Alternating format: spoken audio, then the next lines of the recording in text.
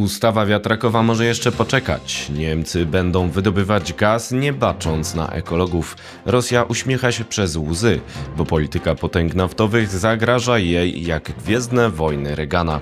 Jest 7 lipca 2025 roku. Nazywam się Wojciech Jakubik, a to jest codzienny przegląd informacji sektora energetycznego i paliwowego Energy Drink. Zapraszam.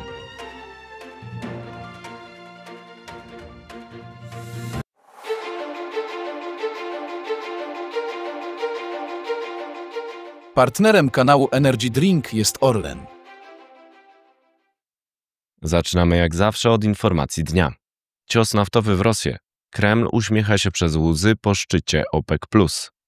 Kraje porozumienia naftowego OPEC+ zdecydowały 5 lipca, że zwiększą wydobycie ropy w przyspieszonym tempie. Nie wiadomo, czy Rosja mu sprosta, więc może mieć problemy jak Sowiety z programem Gwiezdnych Wojen, który pomógł obalić komunizm.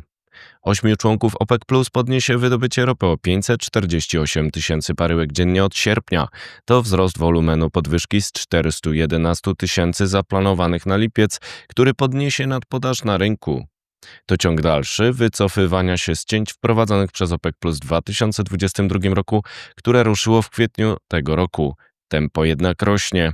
Część analityków spodziewa się, że ten ruch obniży cenę baryłki na dłużej poniżej $60.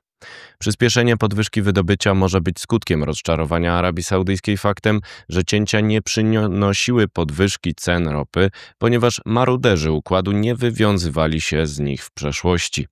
To dlatego w grupie oprócz Arabii i Rosji są Irak, Emiraty, Kuwejt, Kazachstan, Algieria i Oman.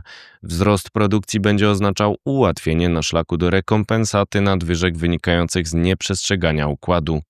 To także może być ukłon w stronę prezydenta USA Donalda Trumpa, który apelował do potęg naftowych o obniżkę cen ropy. Trump odwiedził Rijad w maju 2025 roku, gdzie rozmawiał o współpracy technologicznej jako nowym motorze napędowym gospodarki zamiast ropy. Firmy technologiczne z USA podpisały z Saudyjczykami umowy warte $600 miliardów. Fundusz Bogactwa Narodowego Arabii ogłosił wtedy uruchomienie startupu AI o nazwie Humein, który ma być beneficjentem współpracy z Nvidią przy budowie fabryk AI o mocy do 500 MW. Rosja jest w grupie 8 producentów, którzy zdecydowali się na podwyżkę wydobycia. Jednakże ma ona problemy z własną produkcją przez sankcje zachodnie. Trwa tam implozja wydobycia, opisywana już przez podcast Energy Drink. Dane z Rosji pokazują spadek wydobycia w maju poniżej celu redukcji ustalonego w OPEC+. Rosjanie wydobyli 8,979 milionów baryłek dziennie w zeszłym miesiącu, czyli o 19 tysięcy poniżej celu na tamten okres. Rosjanie wydobywają mniej niż powinni. Nie jest jasne, czy Kreml zdoła podnieść wydobycie równie elastycznie jak Saudyjczycy. Tempo narzucane przez Arabię może być niemożliwe do sprostania, wywołując problemy strukturalne niczym program wojskowy Gwiezdnych Wojen w czasach poprzedzających upadek Sowietów. Doktryna ówczesnego prezydenta Ronalda Reagana zakładała narzucenie wysokiego tempa rywalizacji technologicznej z użyciem programu wojskowego Gwiezdne Wojny zakładającego ekspansję w kosmosie. Problemy Sowietów wywołane niemożliwością sprostania tej konkurencji są wskazywane jako jedna z przyczyn rozpadu Związku Sowieckiego. Tymczasem przychody Rosji ze sprzedaży węglowodorów spadły o 33,7% i są najniższe od stycznia 2023 roku. Powód to tańsza ropa i silniejszy rubel. Oznacza to, że Kreml traci na przyspieszeniu w OPEC+, choć musi dalej współpracować z Saudyjczykami. Alternatywa to koniec koordynacji cięć i otwarta wojna cenowa o udziały rynkowe. Skutek uboczny luzowania porozumienia naftowego OPEC+ to w dalszej perspektywie spadek rentowności wydobycia ropy łupkowej z USA wymagającej wyższych cen. Jednakże Ameryka nie jest uzależniona od przychodów z tego tytułu, a jej firmy nie są pod kontrolą państwa. Ropa Brent zareagowała na ruch OPEC+ spadkiem wartości do około $68 za baryłkę, ale 7 lipca do 6:30 czasu polskiego nie było widać depresji cenowej. Co dalej? Przychody Rosji mogą zostać dalej ograniczone, jeżeli USA zdecydują się na wprowadzenie ceł na dostawy ropy z Rosji do krajów trzecich albo na współpracę w G7 na rzecz obniżki ceny maksymalnej dostaw tego surowca z $60 do $45 za baryłkę. Prezydent Trump wyraził rozczarowanie po ostatniej rozmowie telefonicznej z Władimirem Putinem.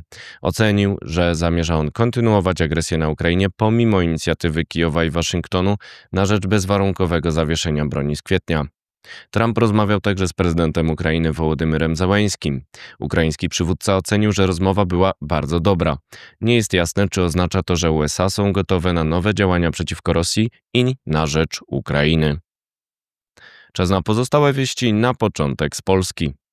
PSL opowiada się zaczekaniem za sygnatą ustawy wiatrakowej na inaugurację nowego prezydenta. Wcześniej zaproponował mu współpracę na rzecz obniżki cen energii w Polsce. Zaprzysiężenie odbędzie się 6 sierpnia. Orlen podpisał 5. umowę na dostawę LNG z USA na Ukrainę. Surowiec dotrze przez terminal w Świnoujściu w wolumenie 140 milionów m3 i pomoże gromadzić zapasy przed sezonem grzewczym. Magazyny ukraińskie są zapełnione w 12%. W zeszłym roku było o tej porze 18%. Polska i Czechy będą największymi beneficjentami funduszu modernizacyjnego, który ma finansować rozwój sieci elektroenergetycznych w Europie. Wartość projektów funduszu w Europie Środkowo-Wschodniej to 3,66 miliarda euro. Polacy stawiają na rozwój interkonektorów. Teraz wieści z Europy. Przedstawiciele przemysłu ciężkiego z Niemiec ostrzegają nowego kanclerza. Jeśli transformacja energetyczna to operacja na otwartym sercu naszej gospodarki, to na razie okazała się porażką, a pacjentowi grozi śmierć. Czytamy w liście LEAG, BASF, IGBCE i ArcelorMittal o kosztach sieciowych OZE. Niemcy i Holandia będą razem wydobywać gaz u wybrzeży wyspy Borkum. Decyzja zapadła na poziomie rządowym pomimo protestów organizacji ekologicznych. Usterka linii przesyłowej była powodem problemów z dostawami energii w części Pragi oraz wschodnich obszarów Czech. Nie jest jednak jasne, co ją spowodowało. Władze wykluczają na tym etapie cyberatak i sabotaż. Jeszcze wieści ze świata. Elon Musk postanowił założyć partię polityczną, która ma być alternatywą wobec demokratów i republikanów w USA. Narasta jego spór z Donaldem Trumpem. Akcje Tesli tracą od rana 2% wartości. Pierwsze rozmowy pokojowe między Izraelem a Hamasem w Katarze zakończyły się brakiem porozumienia. Media sugerują, że Izraelczycy nie mieli mandatu z kraju do ich zakończenia układem.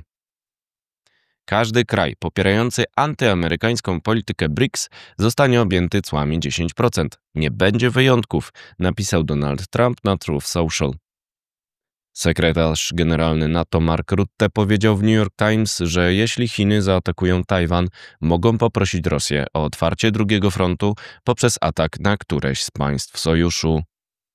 To wszystko w materiałach przygotowanych dzisiaj, następne oczywiście już jutro, więc zapraszam Państwa serdecznie. Do zobaczenia, do usłyszenia.